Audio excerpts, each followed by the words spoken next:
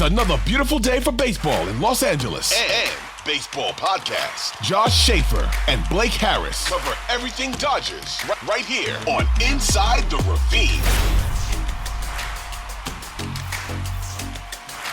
How's it going, everyone, and welcome to a brand new episode of Inside the Ravine. Joining me, as always, my co-host, Josh Schaefer. Josh, opening day is officially 7 days away now. The countdown is officially on, where you're in the single digits. But once you get to like the week mark, that's when it really gets real. So how we doing over there? Have you been counting down the days to opening day like I have? Yeah, I mean, we've got, now that the World Baseball Classic has come to an end, it's kind of that point where it's like, all right, you know what? The U.S. lost in the gold medal game, so let's wrap this up and let's get to opening day already. I was fine with spring training these first couple of weeks, and now that the World Baseball Classic is over, I'm ready for everything to be over, and I'm ready for opening day. Yeah, spring training is always great those first few weeks where you haven't had baseball in like 4 months. It's great seeing everyone. You get to see all the young prospects, and then it slowly starts to drag on. You get to the middle-ish part of March, and you're really you're in it until the end. And obviously, like you said, with the World Baseball Classic going on, you go from all of those fantastic, incredible games, and those are done, and you have to put on the Dodgers at 6:30 p.m., watching them face the Mariners in a game that at this point, again, just means absolutely nothing. And it's bad. I put it on last night when we were watching TV, going back and forth between commercials, and I was just so bored. Like, I wanted to see Ryan Pepiot pitch. I wanted to see how he looked. I couldn't tell you who was in the starting lineup for the Dodgers. I couldn't tell you who came in after Pepiot. It was just like, man, to the people out there that are still watching these games, to Tim Neverett and Rick Monday, who have been calling every game for the last month, I can't imagine like at what point they're at right now in this whole process, knowing they're at the finish line. But yeah, spring training, luckily only a couple games left to go. But Josh, actually, that you just brought up the World Baseball Classic, this wasn't kind of in the show rundown or doc or anything like that, but I wanted to quickly just talk about that since I don't think we've really mentioned it at any point, over the last couple of episodes we've done. What are your thoughts and takeaways from this WBC? Because personally, I don't remember the last one. I don't remember ever watching it. I watched pretty much every game I could that wasn't, taking place at 3 or 4 a.m. How many games did you watch, and were you enjoying it as much as it seems the entire country was? Yeah, I think I pretty much only watched the USA games. I definitely followed what was going on in a lot of the other games. I watched a couple of early, not the whole thing, but I watched a few good portions of some of the Canadian games. And yeah, I mean, I enjoy it. I love it. I wish I could have got more into it, to be completely honest with you. But yeah, I mean, I know that some people have been upset with it and saying that it doesn't matter and that guys are going to get hurt. And it's like, they weren't at the World Baseball Classic. They'd be at spring training playing games that mean nothing. Like, some people don't like it, but look, I feel like we have been saying, maybe not us specifically, but let's say as a baseball collective, we've been asking for something like this for a long time because it's not an Olympic sport really, and people have been saying that it should be, and there should be more international competitions. You have the World Baseball Classic, and it was great. And so who cares? Guys can get hurt whenever. Looking back, am I glad maybe Kershaw didn't pitch in it? Sure, if a guy who has had some issues is not playing in it, I'm a little more I'm a little happier. I'm a little more content, even though they're not playing. Like, okay, all right, whatever. But I would much rather, as somebody who watches the Dodgers, I would much rather see Mookie Betts taking at-bats that matter, at-bats against good, legitimate players, than some single-A guy who spent the last year up and down a little bit.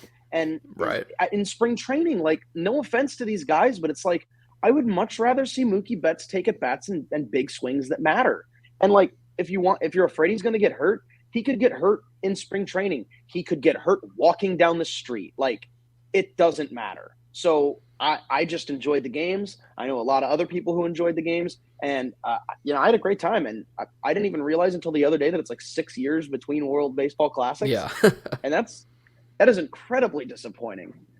In 6 years, my life could be completely different, and so could yours. Yeah. I just want more international baseball. Yeah, I mean, again, the injury thing, I get people having a problem with that, but Gavin Lux, he got hurt in a spring training game. Today, I think Reese Right? Hoskins on the Phillies, he, like, hurt his knee pretty bad. So, I mean, injuries can happen literally anywhere. Like you said, Mookie, he can drop a bowling ball on his foot when he's bowling and break his foot and miss a couple Yeah. of months. So, anything can happen. I loved it. I thought it was fantastic. Hopefully, a lot of players that didn't participate watched what happened over the last few weeks, and they're now going, yeah, next time it happens, I want to participate. I want to be in that because, like you said, I don't care about watching spring training games. Watching Mookie, watching Will Smith, watching these guys have legitimate at bats in every game was like a World Series Game 7, essentially. So I Yeah. loved it. I thought it was fantastic. And obviously, everyone else kind of was really rallying behind it. I mean, people were posting stuff on Twitter about how, like, Bryce Harper's insane home run against the Phillies in the NLCS got, like, 4.5 million views on Twitter, whereas, like, the Japan-Mexico walk-off had, like, 10 million in about 12 hours. And the Shohei Ohtani Mike Trout at bat, that thing, like, tripled the numbers. So people care. People love it. I thought it was fantastic. Don't be like Mad Dog and say, what's the deal with Shohei versus Mike Trout? Who cares? Yeah, Because you want to talk? We both just boy, said at bats that matter. The whole thing ended with Mike Trout against Shohei Ohtani, the two best players in the game. Like, what do you yeah, mean these at bats? Like, these are at bats that matter when you've got two guys going up against that. And it makes me just think, like, man, if those two guys were on the same team, how good that team would be. Eh, mm, eh, very good. mm, yeah. Well, when Shohei's a Dodger, that could be fun. Yeah, it will be. Yeah, everyone was like, yeah, this is going to be the only time we're going to get to see Mike Trout at the plate against Shohei. And I was like, why? We're going to see it in 2024 in the Freeway Series. So who knows there? But I will say, watching these games on Team Japan, they have a couple of guys, Josh, where one, I don't know the names. I'm not even going to try because you can ask me to say Steve Harris and I'm going to mess that up somehow.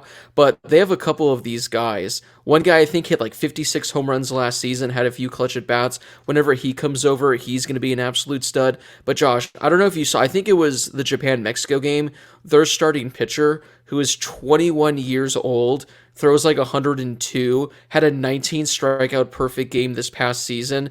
I don't think he's going to be posted, I think, until 2027. But apparently, Andrew Friedman has already been scouting him. He's been going over to Japan to watch these games and meet with him. So, hey, in 2027, Josh, keep your eye on this starting pitcher that apparently everyone thinks is going to be like the greatest pitcher that comes out of Japan ever.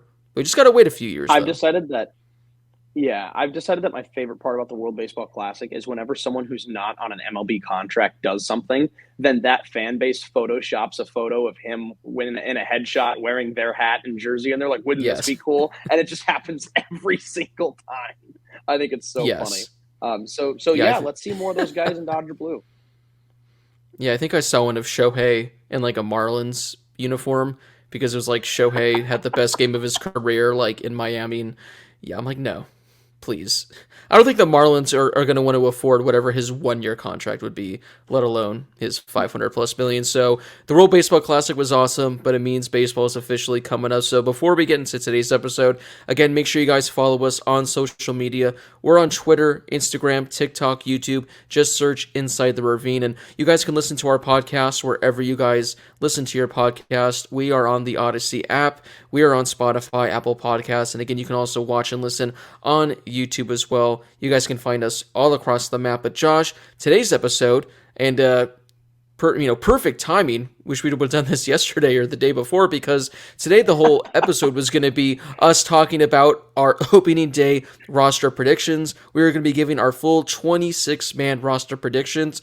We're still going to be doing that, Josh, but it's actually going to be shrunken down to 13-man roster predictions because the Dodgers, Dave Roberts this morning, came out and pretty much confirmed who the 13 hitters are going to be on the opening day roster. So as of right now, Josh, barring an injury taking place over the course of the next 7 days, you're going to have Austin Barnes, Will Smith as your catchers. You're going to have Freddie Freeman, Max Muncy, Miguel Rojas, and Miguel Vargas. And your outfielders are going to be Mookie Betts, James Outman, David Peralta, Chris Taylor, Trace Thompson, and the designated hitter is going to be JD Martinez. So before we just kind of dive into this, Josh, there aren't really, I guess, any major surprises. I think if you and I would have guessed who our 13 hitters were going to be, I think we probably would have had this exact 13. So it's not a total loss, but I guess just the biggest surprise, and I guess what we can talk about, is the fact that one, James Outman officially made the opening day roster,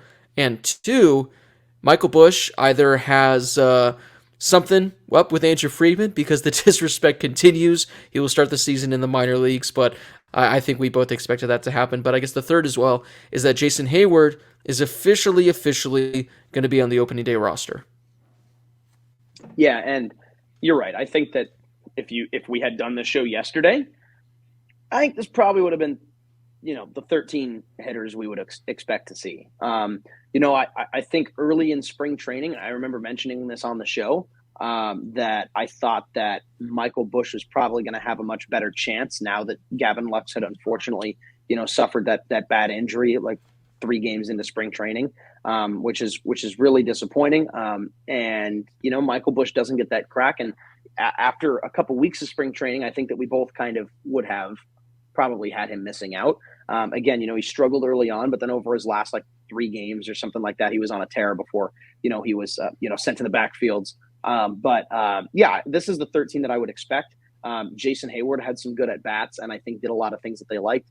And then, of course, James Outman. I mean, the last time we did a show, we talked about how James Outman would have to try to not make the roster at this point. Right. And now we actually see him getting there. A couple of the guys that we had mentioned last time, I think, are players that, we brought up Johnny DeLuca, who had been a great surprise for the Dodgers at spring training, and among a few other guys. And, we had said that maybe these are guys that you see in a year. Maybe these are guys that maybe debut a little bit at the end of the season. I don't know if Johnny DeLuca is one of those guys. I think Michael Busch could make an appearance for the Dodgers this year. As unfortunate as it is, guys are going to get hurt. Guys are going to be streaky. And I think other people will get some opportunities later in the season. I think a guy like Michael Busch is one of those. But in terms of what we get, I don't think there were any questions with the catchers or the infielders. I think really our only question was really with the outfielders. And I still think that we got what we would have expected, especially with Outman and Hayward making the opening day lineup. Yeah, I mean, especially because weeks ago, I think Dave pretty much said Jason Hayward, we expect him to be in there. And again, James Outman, he's been the Dodgers' best player so far this spring. So overall, I guess you can make the case those are the right decisions, because if it wasn't going to be one of them, it would have been either Bradley Zimmer, who's actually been pretty decent for the Dodgers this spring. I was looking up at his numbers, and I think he's hitting 270 something, OPS of about 750. Every other outfielder, Josh, I mean, I don't know what the Dodgers plan on doing. Obviously, spring training numbers, as we talked about in our last episode, mean absolutely nothing. But with the exception of James Outman, every outfielder for the Dodgers has been horrible this spring. I think Jason Hayward is hitting 220 with an OPS of 720. And that's essentially the next best outside of James Outman. David Peralta, he doesn't have that many at-bats because he was at the World Baseball Classic. He's been awful. I think he has maybe 1 hit the entire spring. Trace Thompson, I think, has maybe 2 hits the entire spring. Chris Taylor, we talked about him in our last episode. He's been horrible the entire spring so far. So I guess at this point, maybe James Outman and Jason Hayward, although they were the last 2 guys to be named to the roster, they might be the guys that you have to rely on more so to begin the season if they're able to continue what they've been doing in the spring into the regular season, because there are 2 outfield spots that are going to be available on a day-to-day basis. Some weeks it's going to be 3 because they're going to slide Mookie over to second base. But yeah, I'm kind of glad that Outman and Hayward were the 2 options, Josh, because if it wasn't them, I don't know what the hell the Dodgers would have been doing. Yeah, exactly. And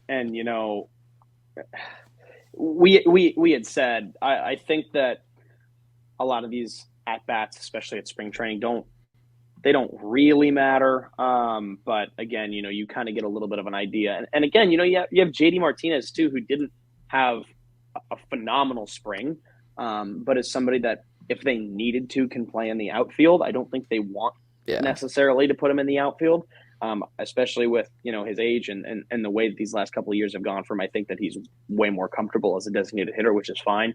But yeah, I mean, the outfielders haven't been great. The best guy, I think, overall has been James Outman.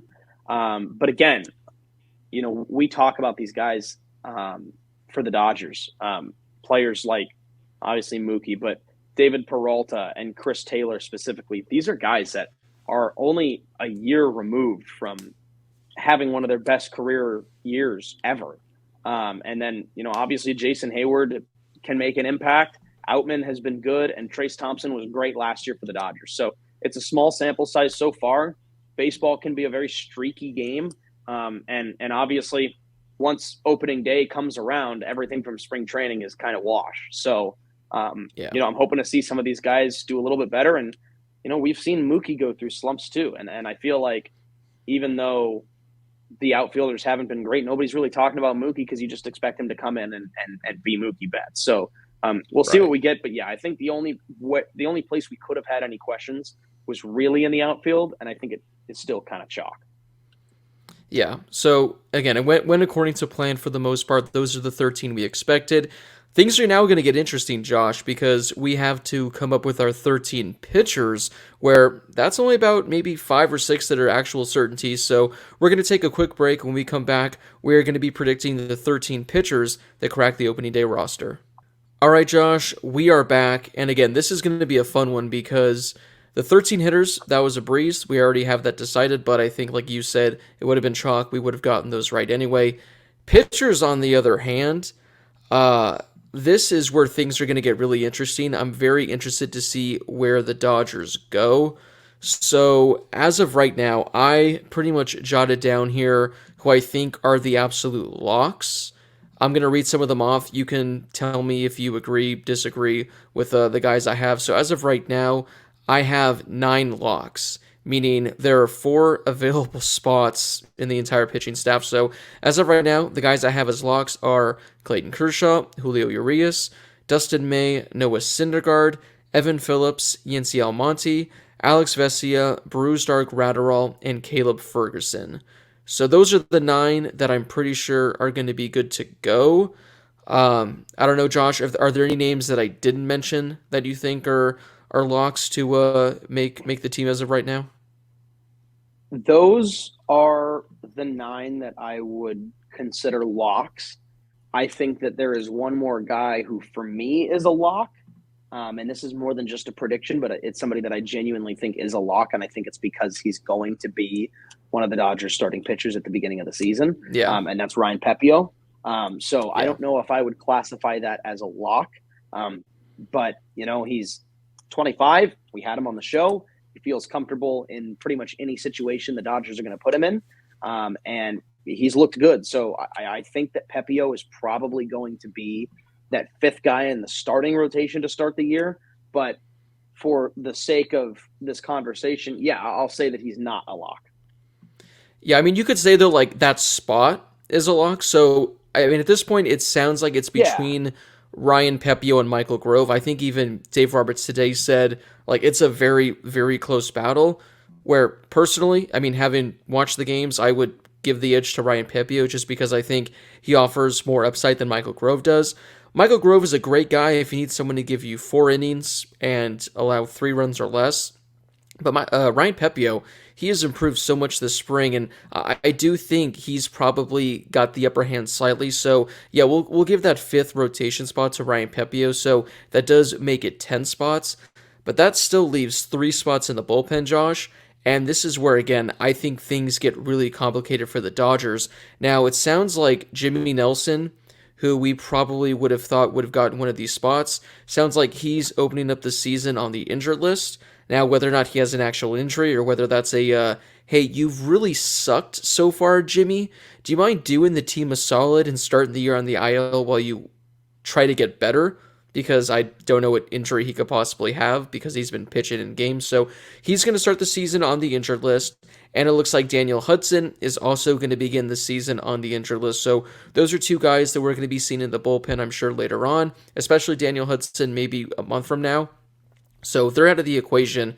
So outside of them, Josh, I guess these are the guys that I jotted down that are essentially going to be fighting for those final 3 spots. We have Andre Jackson, Shelby Miller, Phil Bickford, Justin Brule, and Victor Gonzalez. So at this point, Josh, Pick three. You might want to close your eyes, or you might want to put the names in like a hat and just reach into the hat and pick them Yeah, out because, uh, just draw from a hat. yeah, Yeah, not I mean, ideal, not ideal. for me, I think I think you have a few decent options in here. I think Phil Bickford is in the conversation, and I don't think he's a lock. If I'm going to make a projection, I think Phil Bickford is on that opening day roster in the Dodgers bullpen. Um, I think that Shelby Miller is also in the mix there, of somebody who's probably going to be there. The questions that I have are, one, what's up with Jimmy Nelson, and if he is going to be in fact on the on the IR to start the year, then I think that makes things a little bit easier on a projection. But I'm going to go ahead and say that Bickford and Miller are in there, and then after that, I think Andre Jackson's in the conversation. So I think it kind of depends. I don't know if, for me, I don't know if Victor Gonzalez is right there yet, but I think that Andre Jackson might be there too. Yeah, I mean, looking at these five names, I think Shelby Miller, just because I don't think he has any options remaining. So I think it's like with Jimmy Nelson, where you kind of got to either start them on the IL or put them on. So if I were to guess, I think Shelby Miller, I think he'll make it just because I think the Dodgers really, again, like what they see out of him. He's been bad so far this spring, but I guess the only silver lining is that whenever guys aren't getting hits off of him, he's striking them out. So that's a slight positive to take. And I do like the Andre Jackson pick, Josh. I like the Andre Jackson pick because I don't know why he's not in more of the discussion to be that fifth starter, because he has experience. He's been great when he's pitched in the big leagues, and he's been fantastic this spring. I think, I mean, I'm going to click on his name right now because I have the roster up. I think he has a perfect ERA so far this spring, at least the last time I checked. Oh, he doesn't anymore, but in 4 games this spring, Josh, 7 2/3 innings. He has a 1.17 ERA, has 10 strikeouts, so he's been one of the top Dodger pitchers this spring, so I'm not sure why the Dodgers aren't really considering him for that fifth and final spot. Maybe because they'd rather have him in the bullpen as kind of like, maybe like a Ross Stripling or Mitch White kind of role where you could bring him out of the bullpen for 2 or 3 innings, maybe to follow like a Ryan Pepio or a Michael Grove. But I think Andre Jackson, I think he's done enough this spring so far to earn a spot in that bullpen or as that number 5 starter. Yeah, and he's had we have a very small sample size for Andre Jackson too, and some of that's in 4 spring training games, like you said, almost 8 innings. Last year, only 4 regular season games, 9.2 innings, 9 strikeouts, an ERA at 1.86. So similar numbers to his current spring training, and then just overall, he's only played in 7 games and logged 21 innings. So and 19 strikeouts and an ERA at 2.11. So it's a small sample size, but that sample size has indicated good things. So I think I would love to see him get an opportunity because, correct me if I'm wrong, but he has not appeared on the opening day roster yet, unless he did last year and I'm misremembering. I mean, he only played in 4 games last year. Unless I'm misremembering him being on the opening day roster last year, he hasn't been on one. Yeah. So I would love to see him get a crack at least the beginning of the season. No, I don't necessarily think that he's going to be there all year. But I think that sample size of only 7 career games plus spring training this year, right now, I mean, I think that's good enough for me to give him a shot, especially if you have a guy like Jimmy Nelson starting on the IL. Yeah. So, I mean, pretty much kind of looking at this, it's not as complicated as it was to begin. Shelby Miller, I think he's in. Andre Jackson, I hope he's in. And then, that leaves Phil Bickford, Justin Brule, Victor Gonzalez. I think you said you might give the slight edge to Phil Bickford. Brule, Gonzalez. If the Dodgers win another lefty, but I don't think they're going to want to have 3 lefties in the pen. I think they're fine with Vesia and Ferguson. So I'll go Bickford. So I'll go with my final 3 spots, Josh. I'll go with Andre Jackson, Shelby Miller, and Phil Bickford. I think that's my 3 too. Yeah. So overall, Dodgers have some decisions to make. I guess the good thing is things are going to get a lot easier as the season progresses because they have a lot of guys that are going to be coming back off the injured list. Obviously, once you get Daniel Hudson back, you're going to take one of those spots away. If Jimmy Nelson is able to come back healthy, because he's currently hurt, we'll see if he's able to earn a spot. Then obviously you got guys like Alex Reyes. He might be coming in a month or two. So I think the bullpen will get a little easier as time goes on. But to start the season, yeah, I think there are some question marks in that Dodger bullpen. But Josh, so there's our prediction for the 26-man roster. But before we go, we are going to be taking a crack at guessing the opening day lineup a week from tonight. Yeah, and I think to keep in mind here, we don't know who's going to be the opening day starter for Arizona, but I think we have a pretty good guess of who it might be. Yeah, I was going to say Zach Allen, barring, Madison Bumgarner threatening the Arizona Diamondbacks organization and forcing himself to be the starting pitcher. But so it looks like it's going to be Gallen. We're going to guess a righty. So, Josh, do you want to go first with who you think is going to be in that lineup 1 through 9? Yeah, absolutely. I mean, they're going up against a tough pitcher. Somebody's been. People have started to realize who Zach Gallen is. Of course, he played for a great organization in the Cape Cod Baseball League, but was he? Matters. He was a Chatham A. He had Chatham Anglers in his. He had Chatham Anglers in his Twitter bio. He still might, he still has it there. And his photos were all from Chatham when he's pitching in Major League Baseball. And he was active on social media. He just kept all these old photos. He also looks like Kyle Mooney from Saturday Night Live. So there's that. He does still have at Chatham Anglers in his Twitter bio. And it's not like he's been off the grid for a while. It's not like, he just hasn't updated his Twitter in 2 years. He was tweeting stuff as recently as 2 days ago. So this man is active on Twitter, is going to be an all-star caliber pitcher and a Cy Young candidate this year. But he still has at Chatham Anglers in his bio. I don't even have at Chatham Anglers in my Twitter bio. So Zach Gallen is more committed to the team than you are. Man, oh man. I love that guy. Anyway, so you got a right-handed pitcher in Zach Gallen, and for me, my top 4 in the lineup is pretty easy. In order, I'm going Mookie Betts in right, Freddie Freeman at first, Will Smith catcher, and Max Muncy at third. I think that you could potentially swap those two guys, Muncy and Will Smith, and maybe have Smith bat cleanup. I've liked the way that Muncy, a couple times Muncy batting fifth in the past. Obviously, he spent a lot of time batting fourth, but I think JD Martinez is a really good 5-hitter, and I've got him starting at DH. After that, I think this is where things get a little bit interesting toward the bottom of the lineup, but to break up a string of a bunch of right-handers, I'd put in a lefty and David Peralta starting in left. And then for my bottom 3 in the lineup, I've got 3 straight righties. I'll go Miguel Vargas at second base, Trace Thompson in center field, and Miguel Rojas at short. And that's my 1 through 9. And starting pitcher, I will save until you give your starting lineup. All right, so pretty much I think it looks like 1 through 5 we have the exact same. I'm going to go Mookie, Freddie, Will Smith, Max Muncy hitting cleanup, and I'll go JD Martinez hitting fifth. This is where things start to get a little different. I have Miguel Vargas. I got him at second base. I have him hitting sixth. I have James Outman, the starting center fielder. Going to have him hitting seventh. David Peralta, I'm going to have him in left field hitting eighth. And then I will wrap things up with Miguel Rojas as your number 9 hitter. So I think pretty much the only difference is who our center fielder is. I had James Outman, you had Trace Thompson. Yeah. And then I think we just switched a few guys in the lineup for the most part. But overall, just one difference in regards to our starting 9.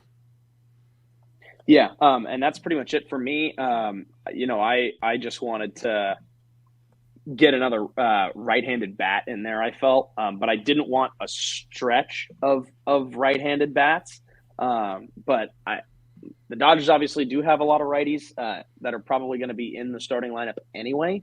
But I kind of wanted to get one more righty in there and somebody who has a little bit more experience in Major League Baseball. So that's why I throw Thompson in. But yeah, I mean, I think Outman absolutely deserves to start more. And I think that he's going to get a lot of opportunities.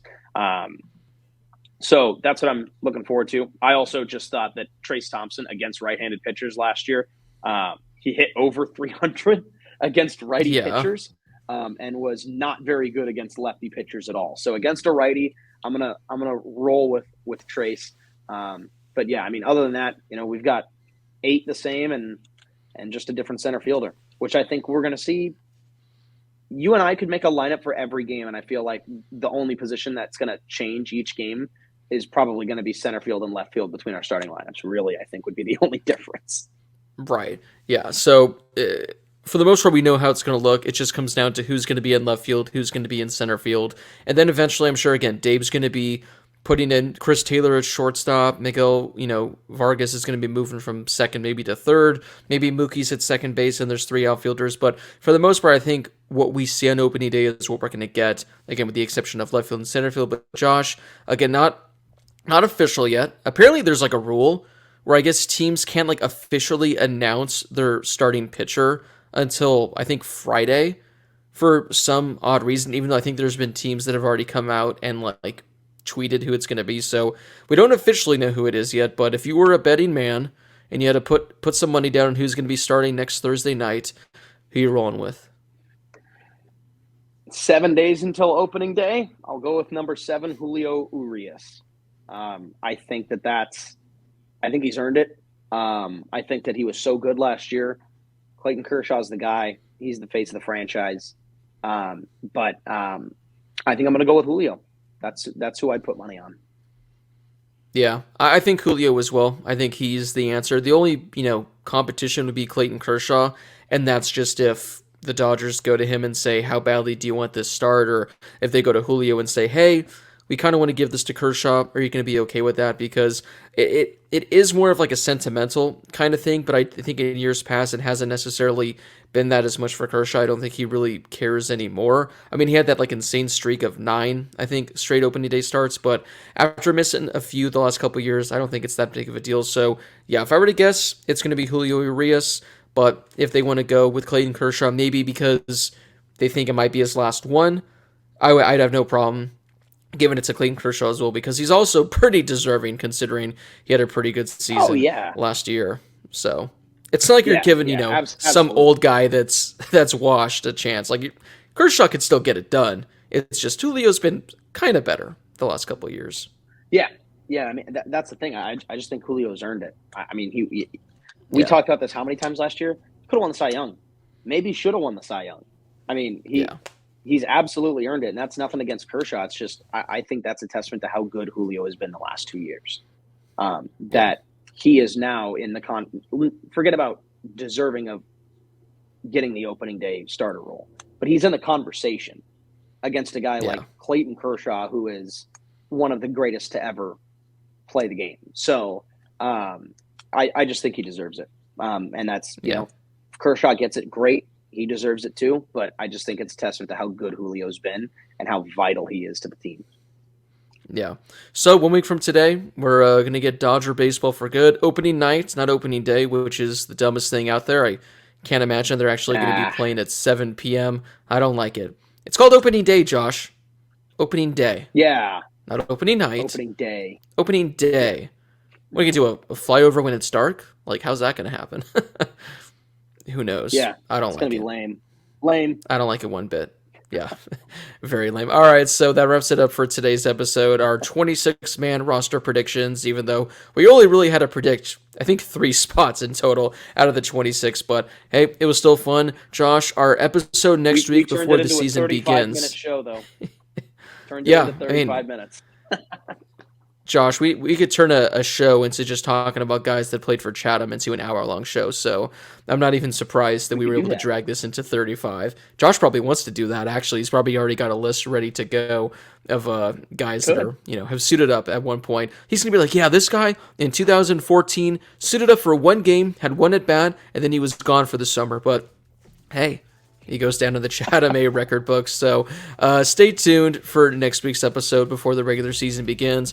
We're going to be having our bold prediction episode where Josh and I are each going to come up with our bold predictions, our hot takes, for the upcoming season, whether it's, something that's just you put in the microwave and it's warm, or something, Josh, you heat up that oven, you turn the flames on, and this is a scorching hot take, so we're going to have a couple days to come up with those. And if you guys have any hot takes of your own, feel free to hit us up on Twitter, Instagram, or slide into one of our DMs. Let us know your hot takes, and then we can share it in next week's episode. Josh, any final parting words before we head out for the weekend?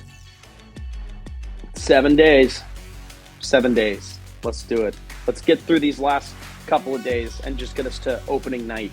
And also, the logo that they put in Foul Ground, I want it to still say opening day, which obviously it will, but don't mess with that logo. No, don't do it at all. So you guys can find us on social media, on Twitter, Instagram, TikTok, and YouTube. Just search Inside the Ravine. You guys can listen to us on the Odyssey app and on Spotify and Apple Podcasts, or whatever app you prefer to get your podcast on. That's just fine. We don't judge. For Josh Schaefer, this has been Blake Harris. Thank you guys so much for listening. We really do appreciate it. We'll see you guys in our next episode, and enjoy the rest of your week wherever you may be.